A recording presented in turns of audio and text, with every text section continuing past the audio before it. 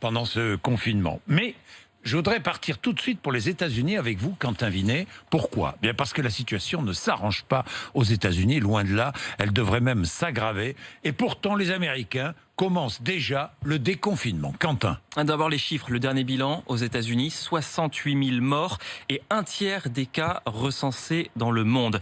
Et les indicateurs effectivement ne sont pas bons. La Maison-Blanche table elle-même sur 100 000 à 240 000 morts. Un rapport des centres de prévention table même sur une nouvelle flambée à partir de la mi-mai avec un bilan quotidien qui serait 2 fois plus important qu'aujourd'hui. 3 000 morts chaque jour au lieu de 1 500 en ce moment. Là, on parle de la mi-mai ou de début juin. Mais je croyais que avec le printemps, le virus devait disparaître. La difficulté aux États-Unis, c'est que le pays, vous le savez bien, est immense. Ça va mieux, c'est vrai, dans l'État de New York, dans le New Jersey aussi, les gros foyers. Ça stagne là, en Floride et en Californie. Le nombre de cas augmente dans la région de Washington et au Texas. Pourtant, au Texas, eh bien, les centres commerciaux et les restaurants viennent déjà de rouvrir. Une trentaine d'États, d'ailleurs, prévoient d'assouplir les mesures dans les prochains jours pour relancer l'économie, alors que le virus n'est pas du tout maîtrisé.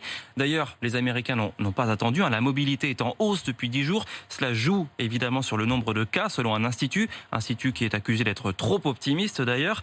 Il y a même depuis quelques jours des manifestations pour demander un assouplissement des mesures. Dernière en date en Californie, où un rassemblement a eu lieu directement sur la plage. Bien, et on souhaite aux Américains de faire face à ce virus et on souhaite que ça s'arrange aux États-Unis.